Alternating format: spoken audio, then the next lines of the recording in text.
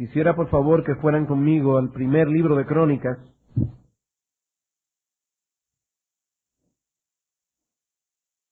Primer libro de Crónicas, capítulo 29.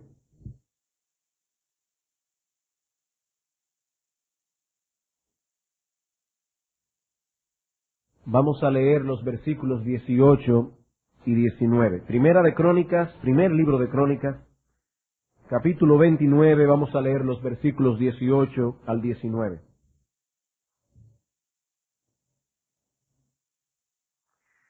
Jehová Dios de Abraham, de Isaac y de Israel, nuestros padres, conserva perpetuamente esta voluntad del corazón de tu pueblo y encamina su corazón a ti. Asimismo, da a mi hijo Salomón corazón perfecto, para que guarde tus mandamientos, tus testimonios y tus estatutos, y para que haga todas las cosas y te edifique la casa para la cual yo he hecho preparativos. Vamos a orar. Una vez más, oh bendito Señor nuestro, nos dirigimos a ti en esta tarde, ahora para suplicarte específicamente una vez más, que tú tengas a bien bendecir la exposición de tu palabra. Señor, mira el numeroso grupo de padres y madres que se encuentran en este lugar, con un verdadero deseo en sus corazones de criar a sus hijos en tu temor. Pero necesitamos que tú nos des sabiduría y entendimiento espiritual a través de la exposición de tu palabra, porque muchas veces tenemos buenos deseos, pero no estamos seguros de lo que debemos hacer. Permite, Padre, que estas directrices que estamos viendo y que tenemos meses viendo ya en esta serie moldeando el carácter de nuestros hijos, ciertamente pueda ser un faro de luz para los padres de nuestra congregación, de manera que podamos criar a nuestros hijos en tu temor y ellos puedan crecer, como te hemos pedido muchas veces, con un fervor mucho más profundo que el nuestro. Señor, bendícenos en esta tarde, danos corazones entendidos. Te lo pedimos en Cristo Jesús. Amén. En nuestra serie de sermones que hemos titulado Moldeando el carácter de nuestros hijos, nos encontramos en estos momentos tratando con el tercer elemento que conforma la metodología bíblica que los padres deben usar para alcanzar la meta de criar a nuestros hijos en la disciplina y amonestación del Señor. Como ustedes recordarán, en los primeros sermones de esta serie nos dedicamos a establecer cuál es la meta que debemos tratar de alcanzar en la crianza de nuestros hijos. Y luego que esa meta ha sido establecida, comenzamos a tratar con la metodología. Ya sabemos a dónde queremos llegar. Ahora estamos centrando nuestra atención en el método que usaremos para llegar a donde queremos llegar. Dijimos hace unos domingos atrás que esa metodología bíblica contiene 3 elementos. Para criar a nuestros hijos en la disciplina y amonestación del Señor, debemos, en primer lugar, impartirles una cuidadosa y concienzuda educación religiosa. En segundo lugar, debemos reforzar esa instrucción, ya sea a través de la corrección y la disciplina, o a través de palabras de aliento, según el caso lo requiera. Y en tercer lugar, debemos orar regularmente por nuestros hijos. Y es precisamente en el estudio de este tercer elemento que nos encontramos ahora, la oración regular paterna. Hemos tomado algunas oraciones claves de las Escrituras, donde algunos padres y madres oraron por sus hijos, y hemos pretendido o hemos querido, es nuestro propósito, que esas oraciones claves nos sirvan de modelo para nuestras propias oraciones al interceder delante del trono de la gracia por nuestros hijos. En primer lugar, consideramos la oración de Ana por Samuel y aprendimos que los padres deben orar por sus hijos aún antes de que ellos nazcan y que deben pedir no solo por la concepción y el nacimiento de sus hijos, sino también porque sus corazones, nuestros corazones, no tengan una atadura idolátrica hacia ellos. Luego vimos la oración de Abraham por Ismael y aprendimos que los padres deben interceder delante del trono de Dios por la salvación, por la perseverancia y por la vida espiritual de sus hijos. En tercer lugar, consideramos la oración de David por el hijo que tuvo con Betsabé y aprendimos que los padres debemos orar porque Dios preserve a nuestros hijos de penalidades, dolor o muerte cuando éstos se encuentren atravesando por algún período de aflicción, enfermedad o cualquier otro peligro. Y en la tarde de hoy consideraremos el último ejemplo que vamos a ver, la oración de David por su hijo Salomón, de la cual aprenderemos que los padres también debemos orar por el servicio y utilidad de nuestros hijos en el reino de Dios. Los padres cristianos deben orar por el servicio y la utilidad de sus hijos en el reino de Dios. Es esto lo que David está pidiendo en la oración que leímos al principio en Primera de Crónicas 29. David está pidiendo a Dios que dé a su hijo Salomón un corazón perfecto. No solo para que guarde sus mandamientos, testimonios y estatutos, sino también, dice él, para que haga todas las cosas y te edifique la casa para la cual yo he hecho preparativos. David deseaba que su hijo Salomón fuese salvo, pero eso no era suficiente. Este hombre de Dios anhelaba que su hijo fuese útil sirviendo al pueblo de Dios, levantando aquel edificio alrededor del cual giraría la vida religiosa del pueblo de Israel. El sermón de esta tarde lo dividiremos en dos encabezados.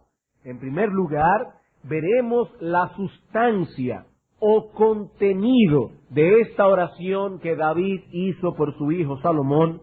Y en segundo lugar, veremos el clima, o si quieren ponerlo de otra manera, el contexto en el cual David hizo esta oración. Así que vamos a comenzar viendo en primer lugar la sustancia o contenido de esta oración. Básicamente lo que David está pidiendo es que Salomón su hijo pueda llevar a cabo la edificación del templo para el cual el mismo David había hecho abundante provisión. La edificación de este templo era el gran sueño de David, de manera que aún en estos momentos, cuando su vida está a punto de concluir, este hombre no deja de pensar y de actuar para que esta obra sea hecha. En esas horas finales, David tenía una preocupación que lo consumía: la gloria de Dios, la edificación de su pueblo y la extensión de los propósitos redentores de Dios con la humanidad. Repito, hermanos, la pasión que consumía a David en este momento no era simplemente construir un edificio. Había algo más en el corazón de este hombre de Dios. La pasión que lo consumía era la gloria de Dios, la edificación del pueblo de Dios y la extensión de los propósitos redentores de Dios con la humanidad. Todo eso, de un modo u otro, estaba envuelto en ese anhelo de construir una casa en la cual Dios fuese adorado. Esa era su visión, y David quería estar seguro de que su hijo Salomón, el cual lo sucedería en el trono de Israel, compartiera esa misma visión que David tenía, que fuese en ese sentido un corazón juntamente con el de David, su padre. Vamos por un momento unas páginas atrás, en el mismo libro de Crónicas, al capítulo 22. Primer libro de Crónicas, capítulo 22, y vamos a leer los versículos 1 al 10. David acaba de encontrar un lugar apropiado para la edificación del templo, la heredad de Arauna Jebuseo.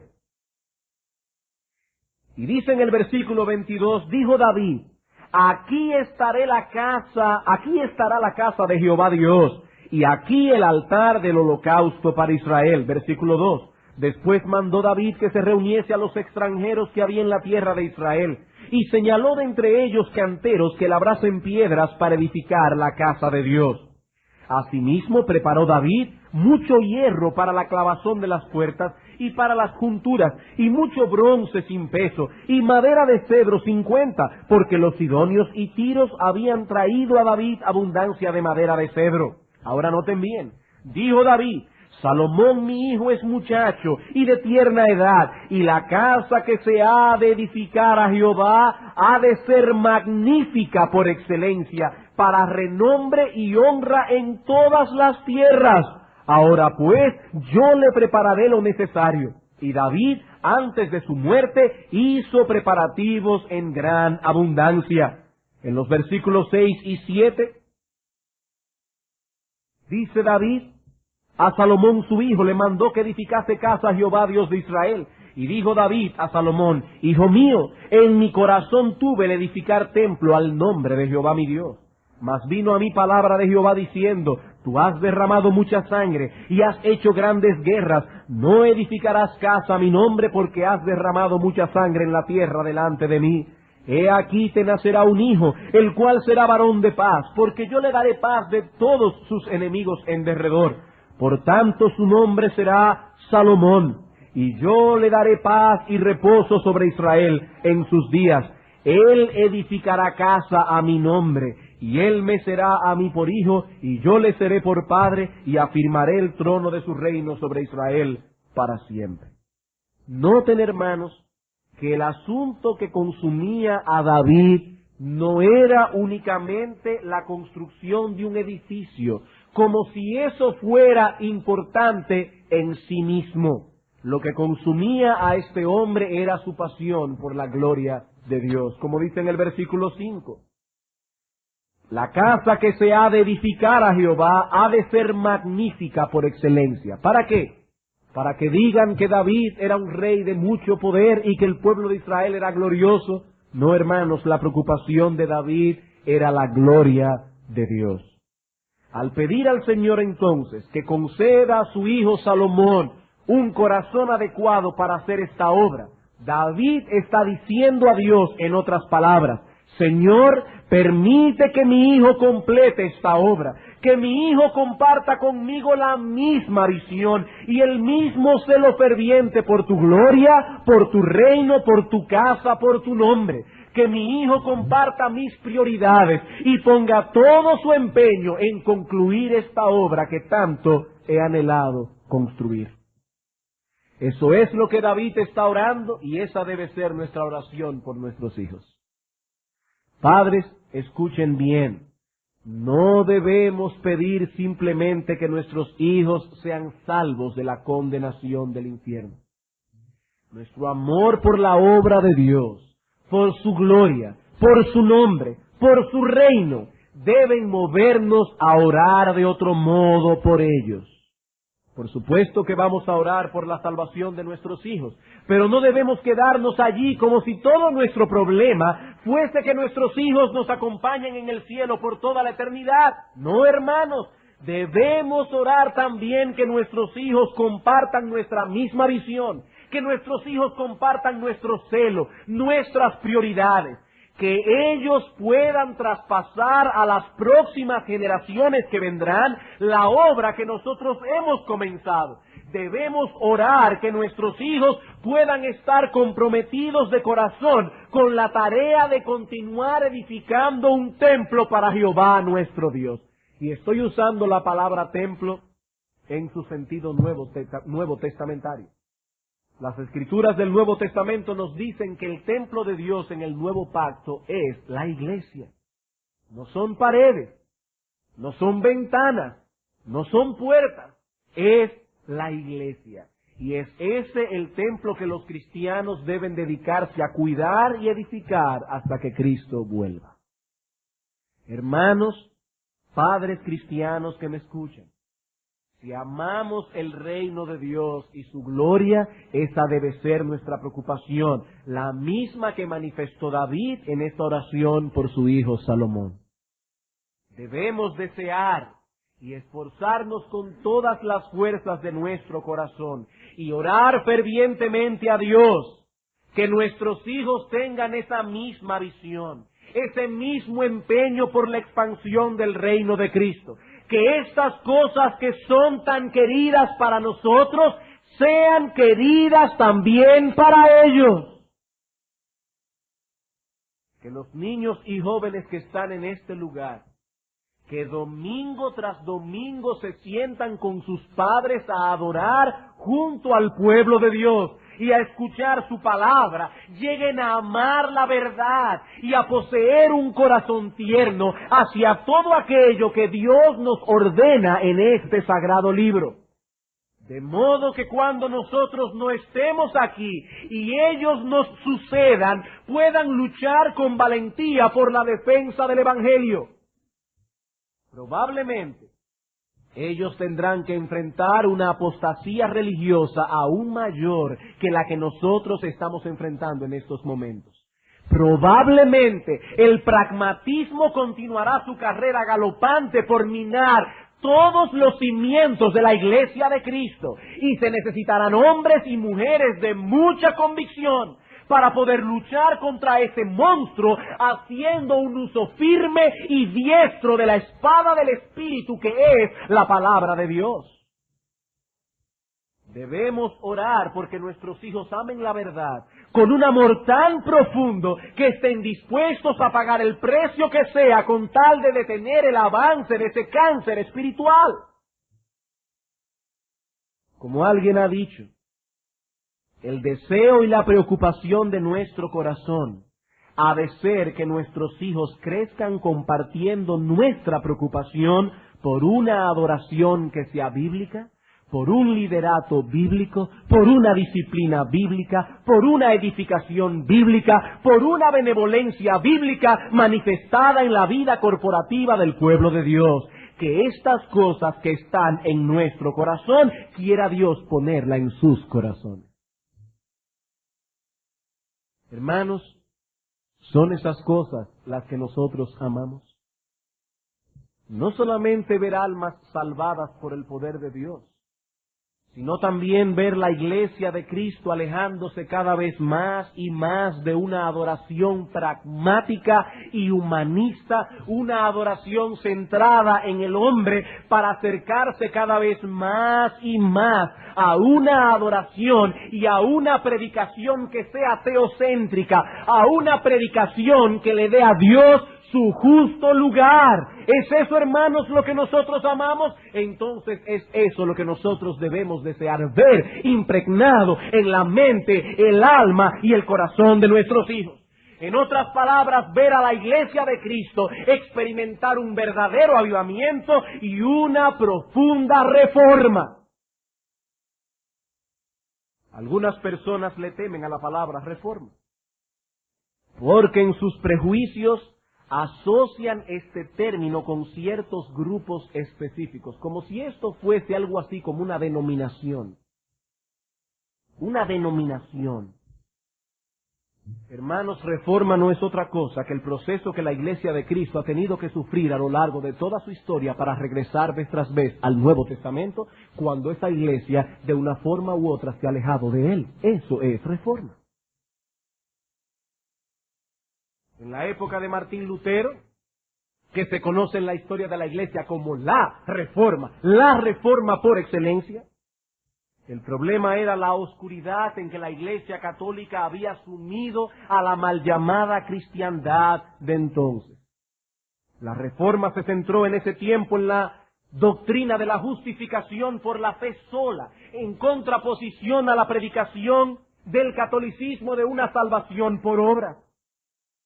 En la época de los puritanos, la reforma consistió en devolver a la Iglesia una adoración bíblica pura, en contraposición a las innovaciones que el anglicanismo insistía en imponer por la fuerza, aliada como estaba en ese entonces con el poder imperial.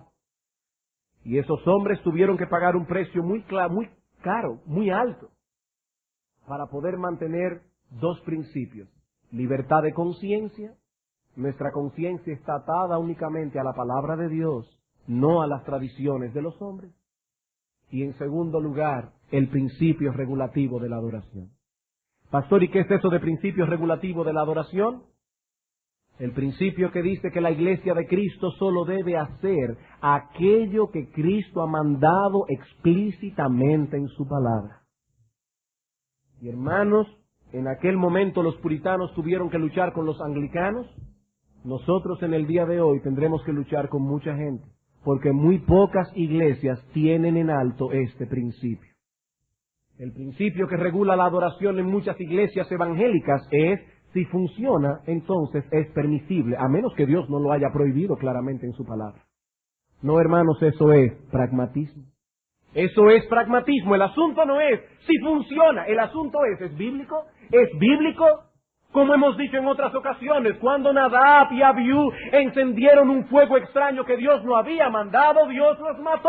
Ellos podían encender ese fuego donde quisieran, en un fogón en el patio de su casa, pero no en el tabernáculo. ¿Había prohibido Dios ese fuego? No, Dios no lo había prohibido, pero en el tabernáculo de Dios, así como en la iglesia de Dios, solo debe hacerse aquello que Cristo explícitamente ha ordenado. Y aquellos hombres tuvieron que luchar para poder mantener en alto ese principio, y muchos de ellos sufrieron incluso la muerte.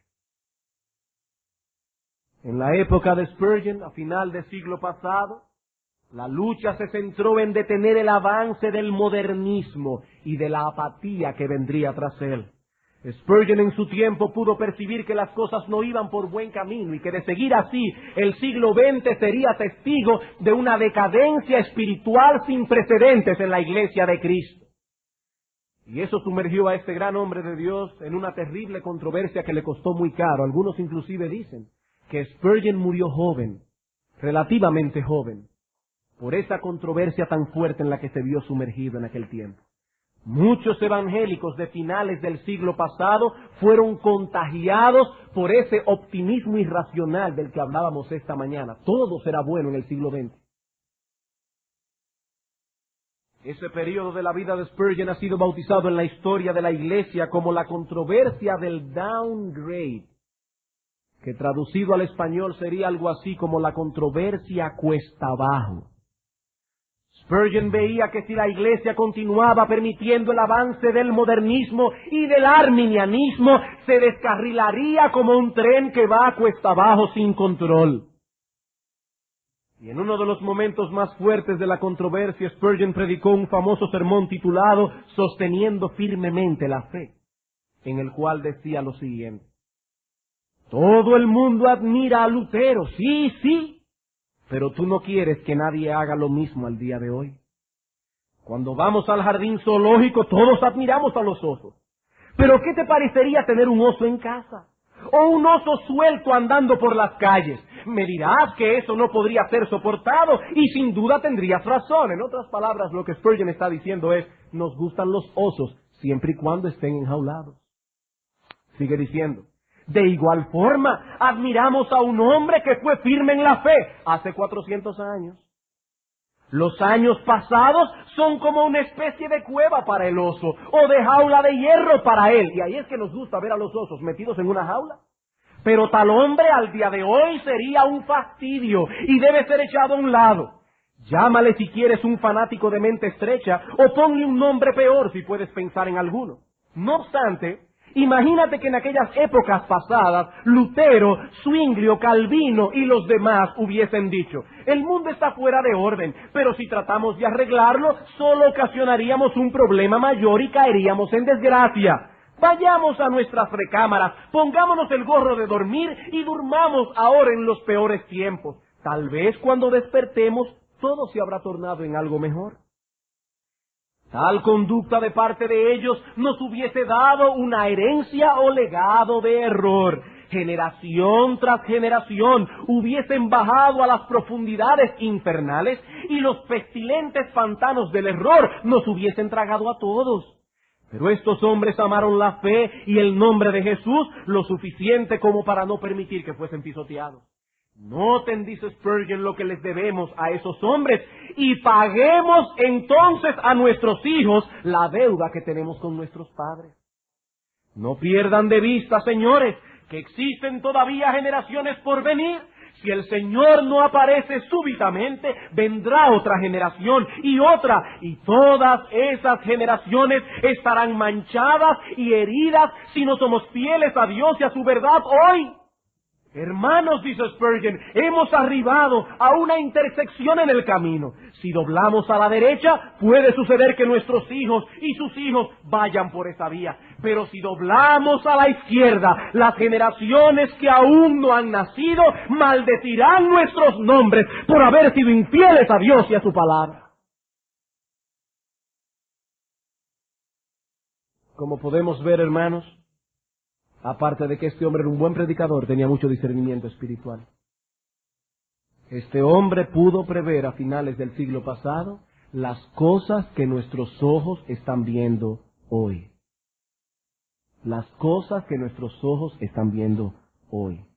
La iglesia del siglo XX ha cosechado con creces lo que aquellos evangélicos que no quisieron hacerle caso a esta voz solitaria en el desierto sembraron a finales del siglo pasado. Pero ¿qué haremos ahora, hermanos? ¿Qué haremos ahora? ¿Quedarnos cruzados de brazos durmiendo en los peores tiempos, esperando a ver si tal vez al despertarnos las cosas estarán mejor? No, hermanos, tenemos que continuar luchando por ver con nuestros ojos un real avivamiento en la iglesia de Cristo y una reforma profunda. Una iglesia reformada no es otra cosa que una congregación de hombres y mujeres comprometidos con la verdad bíblica. Una generación, una congregación de hombres y mujeres comprometidos con una adoración bíblica, comprometidos con una predicación bíblica, comprometidos con hacer todas las cosas tal como Dios nos ha dicho en su palabra que debemos hacerlas. Como dijo Pablo a su hijo en la fe, Timoteo, estas cosas te escribo, aunque tengo la esperanza de ir pronto a verte. ¿Para qué? Para que si tardo, sepas cómo debes conducirte en la casa de Dios, que es la iglesia del Dios viviente, columna y baluarte de la verdad. Timoteo, la iglesia no es tu casa. Timoteo, la iglesia no es la casa de los hermanos. Timoteo, la iglesia no es el lugar para entretener a los pecadores. Timoteo, la iglesia es la casa de Dios. Y en esa casa solo puede hacerse aquello que Dios ha mandado. ¿Qué es una iglesia reformada? Una iglesia que está mirando aquellas cosas que se han apartado de ese patrón y quiere reformar, quiere regresar la iglesia de Cristo a ese patrón bíblico. Aquí no estamos hablando, hermanos, de pertenecer a ninguna denominación. No es de denominación que estamos hablando, es de reforma.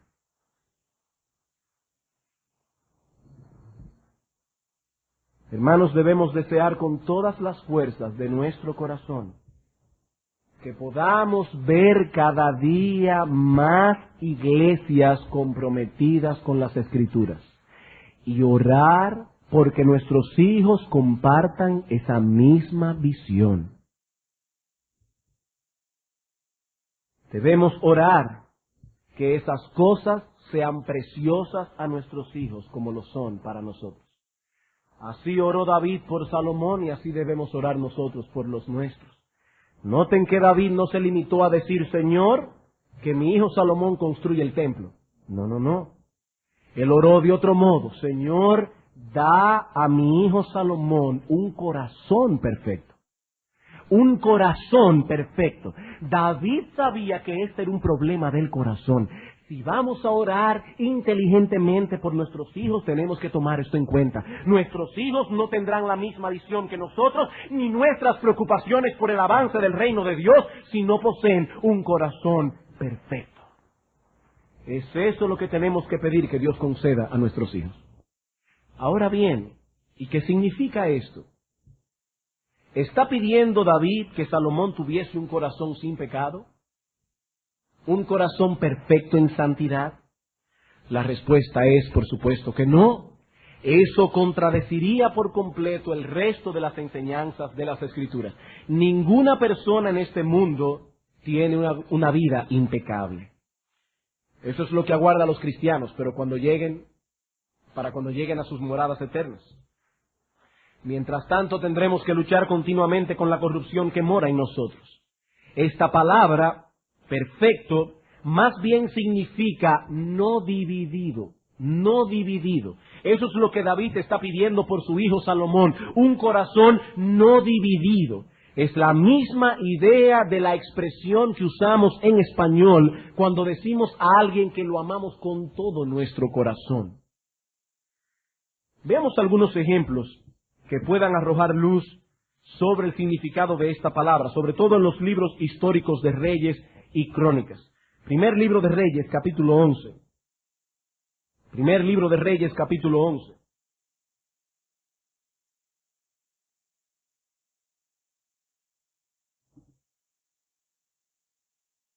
Tristemente hubo un período en la vida de Salomón cuando este hombre perdió de vista esa visión por la cual David había orado. Gracias al Señor que él se recobró de esa apostasía, pero es triste cuando uno lee en el récord bíblico la historia de este hombre en su vejez.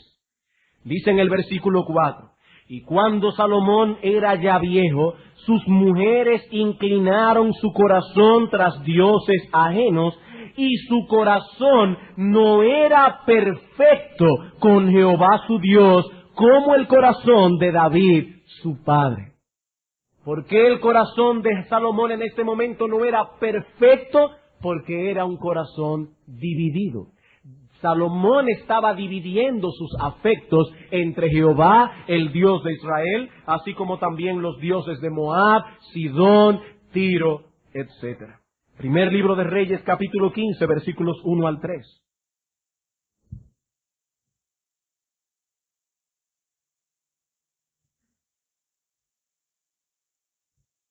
En el año 18 del rey Jeroboam, hijo de Nabat, Abiam comenzó a reinar sobre Judá y reinó 3 años en Jerusalén. El nombre de su madre fue Maaca, hija de Abisalom, y anduvo en todos los pecados que su padre había cometido antes de él. Y no fue su corazón perfecto con Jehová su Dios como el corazón de David su padre. Este hombre cometió el mismo pecado que Salomón, dividió sus afectos entre el Dios de Israel y otros dioses. En el mismo capítulo, versículos 11 al 14. Asa hizo lo recto ante los ojos de Jehová como David su padre. ¿Por qué? Porque quitó del país a los sodomitas y quitó todos los ídolos que sus padres habían hecho. También privó a su madre Maaca de ser reina madre porque había hecho un ídolo de acera. Además deshizo Asa el ídolo de su madre y lo quemó junto al torrente de Cedrón. Sin embargo, los lugares altos no se quitaron. Con todo, el corazón de Asa fue perfecto para con Jehová toda su vida. ¿Qué es un corazón perfecto? Un corazón no dividido. Un corazón que adora únicamente a Dios, que no divide su devoción como lo hacen los idólatras. Y ese corazón perfecto se manifestará básicamente de 3 maneras. En primer lugar, un corazón perfecto vive en el temor de Dios, consciente de la presencia de Dios. Segundo libro de Crónicas, capítulo 19. Segundo libro de Crónicas, capítulo 19.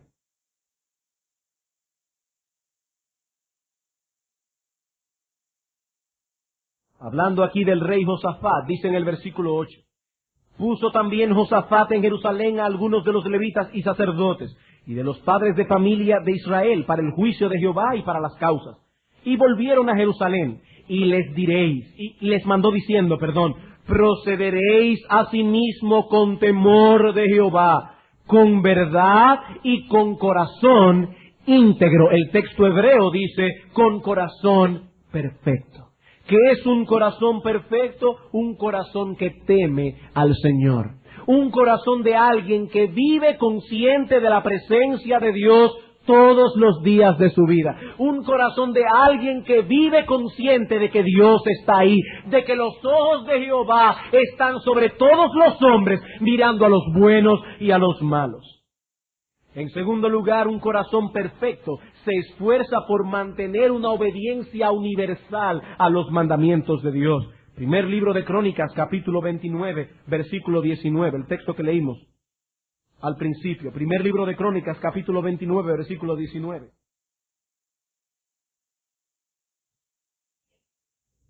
Asimismo da a mi hijo Salomón corazón perfecto. ¿Y cómo se manifestará ese corazón? Para que guarde tus mandamientos, tus testimonios y tus estatutos.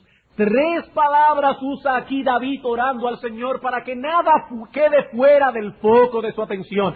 Señor, que mi hijo tenga un corazón que guarde tu palabra con una obediencia universal. ¿Y qué es eso, pastor, de una obediencia universal? Una obediencia que no discrimina mandamientos. Una obediencia que no dice, bueno, esto me parece lógico, lo voy a hacer, pero esto me parece muy fuerte. No, no, no, hermanos, una obediencia universal. Que si Dios nos dice, vete al puente Duarte y tírate de cabeza, está bien, Señor, amén. Dios no ha dicho eso. Pero si Dios lo hubiese dicho. Eso es una obediencia universal. Hay personas que discriminan la palabra de Dios. Esto sí, pero esto no. Como decía el pastor Eduardo esta mañana, yo guardo los 9 de los 10 mandamientos. No, pero es que son 10. Son 10, no 9. Si Dios hubiese querido que fuesen 9, hubiese dado 9, pero dio 10. Obediencia universal a los mandamientos de Dios. Y saben una cosa, hermanos, cuando una persona no tiene ese corazón perfecto y comienza a discriminar los mandamientos, termina violándolo todo. El que no respeta un mandamiento no respeta ninguno. Los otros los guarda porque le son cómodos a su corazón. Entonces, a la larga, no está obedeciendo a Dios, está obedeciendo su propia comodidad y su propia lógica. ¿Qué es un corazón perfecto? Un corazón que guarda los mandamientos de Dios. Primer libro de Reyes, capítulo 8, versículo 61.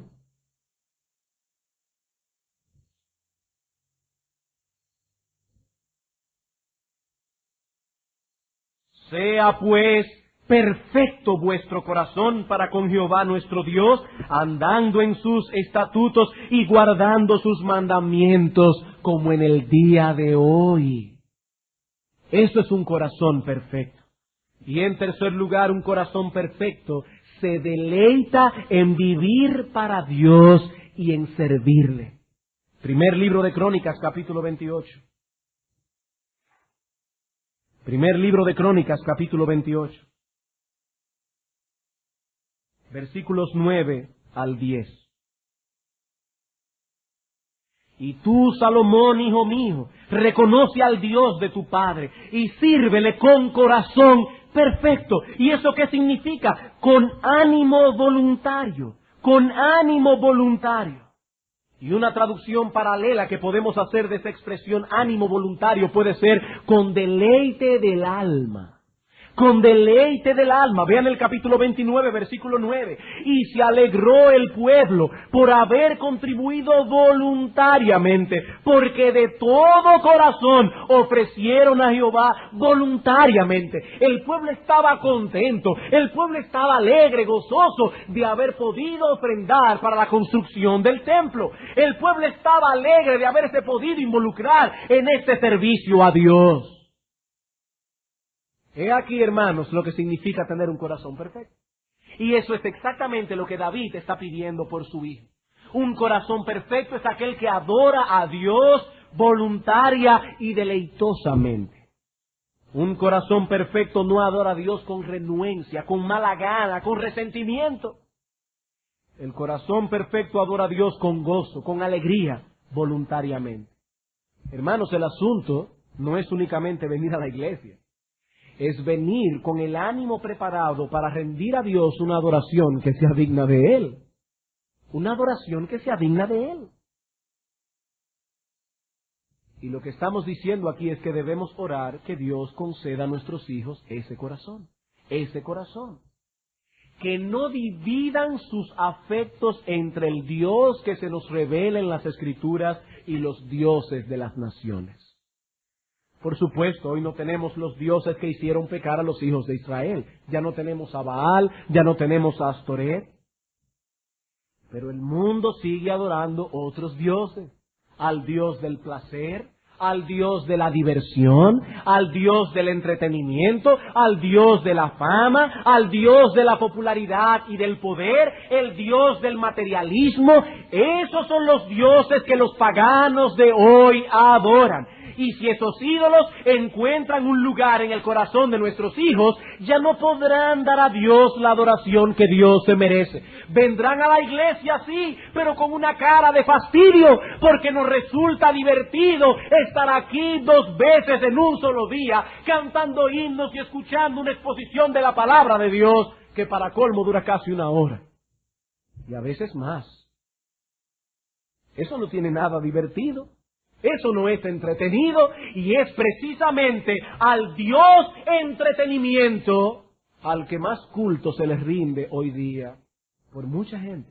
Y hay muchos padres que tristemente no cuidan para que el Dios entretenimiento no arrope a sus hijos y los dejan ver indiscriminadamente cuanta cosa le pase por el lado que pueda ser de entretención.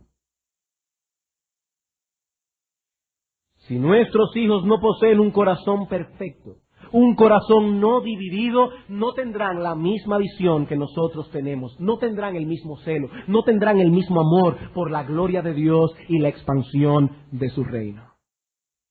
Pero no quisiera pasar por alto aquí una nota de balance que ponga estas cosas en una correcta perspectiva. Debemos orar que Dios conceda a nuestros hijos un corazón perfecto, que ellos perciban conscientemente la presencia de Dios en sus vidas, que se esfuercen por obedecer los mandamientos, estatutos y decretos de Dios con una obediencia evangélica y universal, que adoren a Dios con deleite, con gozo, con alegría, voluntariamente. Debemos orar por eso, pero no debemos limitarnos a orar. No podemos olvidar que Dios obrará en nuestros hijos a través de ciertos medios, y uno de esos medios es la labor incansable y consistente de los padres. Nosotros estamos llamados a enseñar esas cosas a nuestros hijos, a repetirlas diariamente hasta que encuentren cabida en sus mentes y corazones. Es nuestro deber hacer que nuestros hijos vengan a la iglesia y que vengan con una disposición correcta.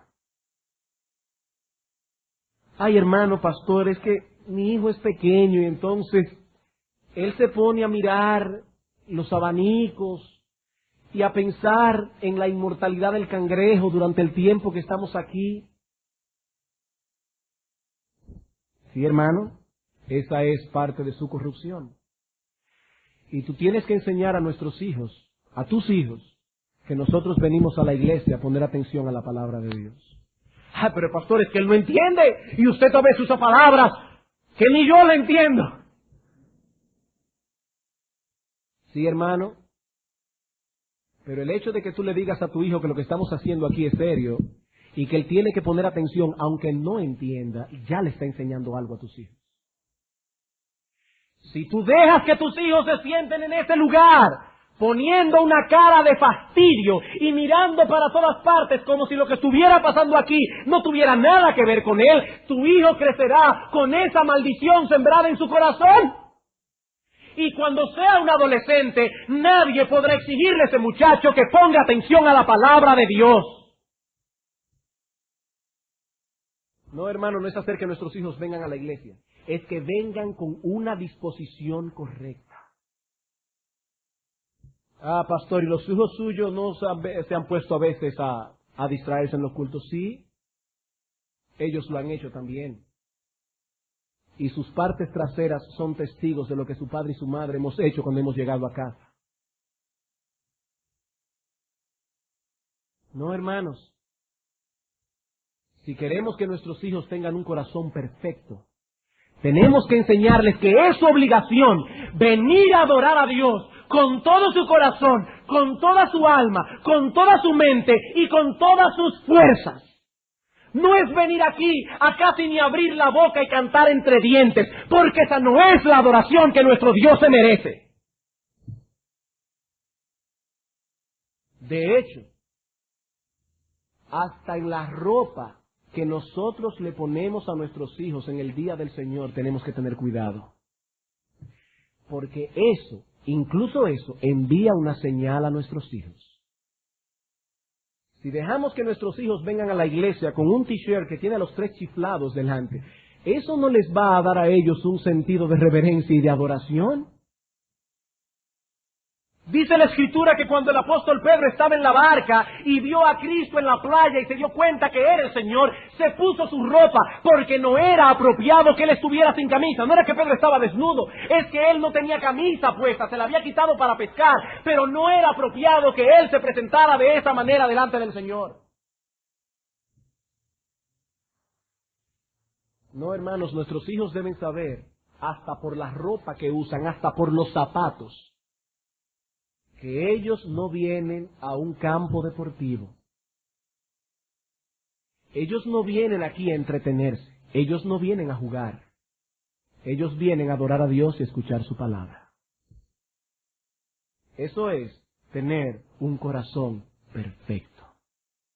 Recuerden que la metodología bíblica no se limita a la oración regular de los padres por los hijos. Hemos hablado de 3 elementos en esta metodología. Hemos hablado de impartirles una concienzuda y cuidadosa educación religiosa. Hemos hablado de reforzar esta educación a través de corrección o disciplina o de palabras estimulantes, según el caso lo requiera. Mi amor, estoy contento contigo, te portaste muy bien en el culto. Y cuando estemos repasando el sermón, los padres con sus hijos en la casa al llegar, ¿de qué habló el pastor?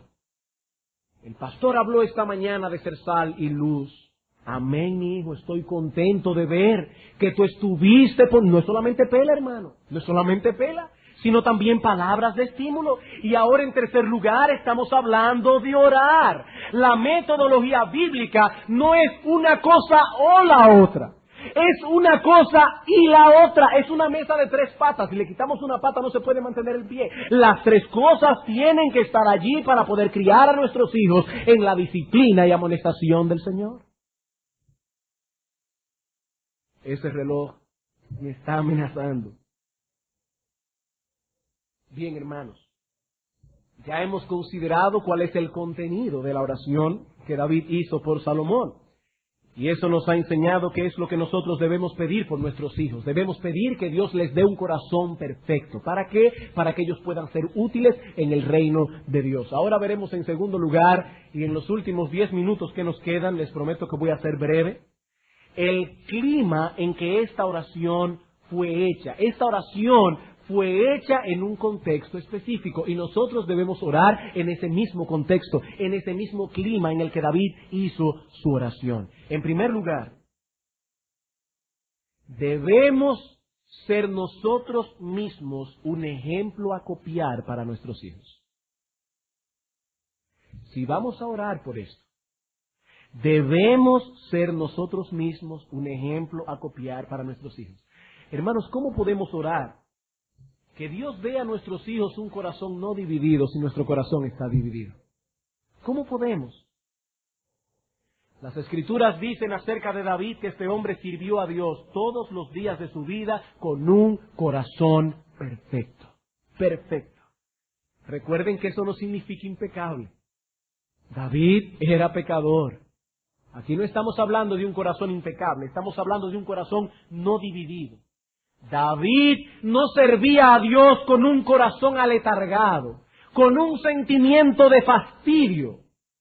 Este hombre podía decir con sinceridad de corazón y de alma en el Salmo 18, te amo, Jehová, fortaleza mía, Jehová, roca mía y castillo mío. Y en otro lugar escribió, Dios mío eres tú, de madrugada te buscaré, mi alma tiene sed de ti, mi carne te anhela. Y en el Salmo 84, cuán amables son tus moradas, oh Jehová de los ejércitos. Anhela mi alma, mi corazón, todo mi ser, estar en los atrios del Señor.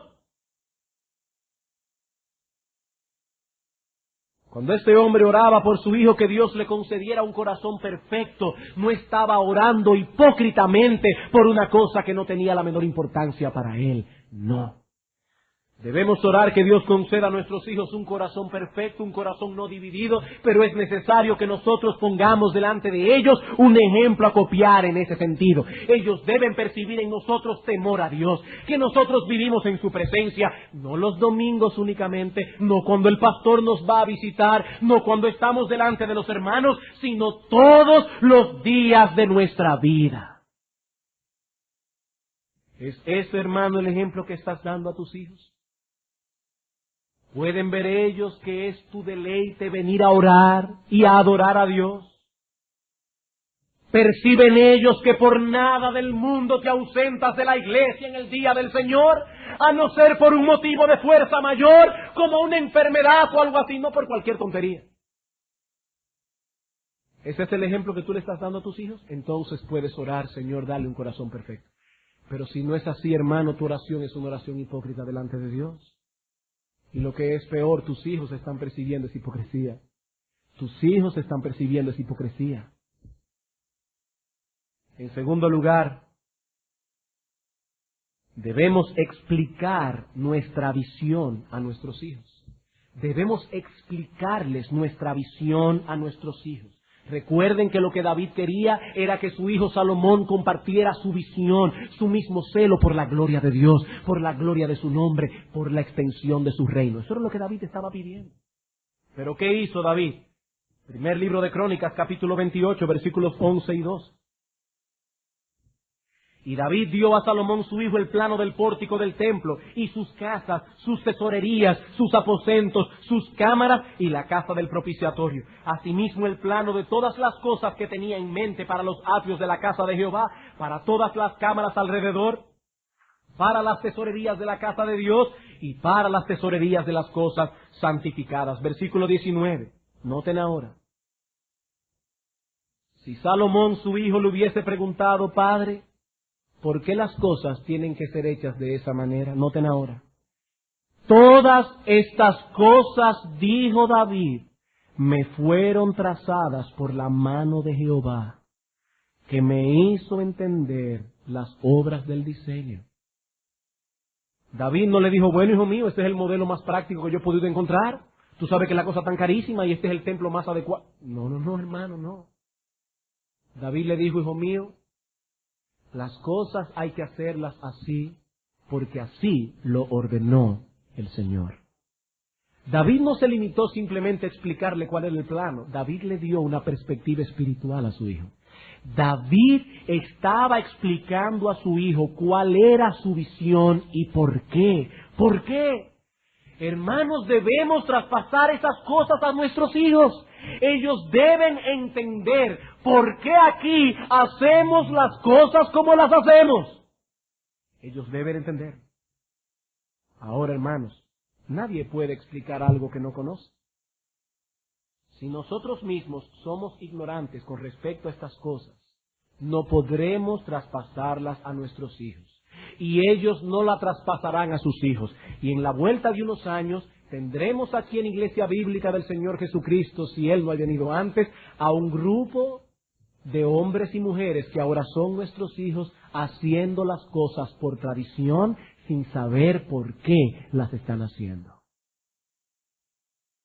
No tendremos iglesia bíblica del Señor Jesucristo. Tendremos iglesia tradicionalista del pragmatismo, no iglesia bíblica. Hermanos, tenemos que explicar a nuestros hijos, pero tenemos que estar nosotros persuadidos de esas verdades bíblicas. Debemos sentarnos a explicárselas a nuestros hijos. Explicárselas. Y hermanos, si hay algo en la iglesia que tú no entiendes, acércate a los pastores y pregúntales, pero no mines la verdad que los pastores están predicando. Yo no estoy de acuerdo con este asunto. Hermano, tus hijos captan esas cosas. Son ellos los que después se irán de la iglesia y no querrán saber de nada, absolutamente nada de lo que se hace aquí, porque tú no solamente no le explicaste la visión de la iglesia, sino que al mismo tiempo le diste una visión muy particular. Hermano, si tú no entiendes, no critiques, pregunta. Pregunta. Tienes que estar informado. ¿Por qué nosotros no hacemos un llamado al frente como lo hacen otras iglesias? ¿Por qué nosotros no tenemos sociedad de jóvenes como lo hacen otras iglesias? ¿Por qué no tenemos aquí un grupo de teatro para hacer algunas presentaciones los domingos en la noche como lo hacen otras iglesias? ¿Por qué aquí no presentamos películas en vez de tener que oír a este hombre una hora hablando? ¿Cómo lo hacen otras iglesias? ¿Por qué? Hijo mío, porque así los pastores dicen que tiene que ser y no hay quien se meta con... No, hermano. No, Si tú no sabes por qué, acércate a los pastores y pregúntale para que entonces puedas sentarte con tus hijos y decirle: hijo mío, mira aquí los principios de la palabra de Dios. Por eso nuestra iglesia no hace esto, por eso nuestra iglesia no hace aquello, por eso hacemos esto, esto y aquello. Porque así lo ha mandado Dios en su palabra. Eso fue lo que Dios trazó con su mano para el diseño de este templo. Tenemos que traspasar nuestra visión a nuestros hijos. Si no es así, no pidamos a Dios un corazón perfecto para ellos. Pero hay algo más. Primer libro de Crónicas, capítulo 28, versículo 20. Dijo además David a Salomón su hijo: anímate y esfuérzate, y manos a la obra. No temas ni desmayes, porque Jehová Dios, mi Dios, estará contigo. Él no te dejará ni te desamparará hasta que acabes toda la obra para el servicio de la casa de Jehová. ¿En qué clima oró David? En un clima de aliento para su hijo. Hermanos, debemos alentar a nuestros hijos, como lo hizo David. Salomón, no desmayes. Eres joven y es una gran obra la que tienes por delante, pero no te acobardes, porque no lo vas a hacer en tus propias fuerzas. El mismo Dios que estuvo conmigo estará contigo. Niños y jóvenes que están aquí, escúchenme bien. Escúchenme bien. Vendrá el tiempo cuando nosotros no estaremos aquí. Ese tiempo llegará a menos que el Señor vuelva rápido. Niños, jóvenes, probablemente vuestros padres no estarán aquí. Ni los pastores estarán aquí. Ni los diáconos estarán aquí. Los diáconos que están ahora estarán en la presencia del Señor. Ese tiempo llegará, eso es inevitable.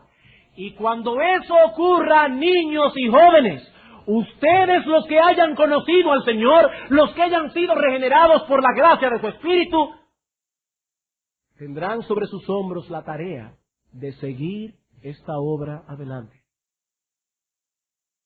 ¿Ustedes piensan que estamos exagerando? No piensen eso. El tiempo pasa rápido. El tiempo pasa rápido.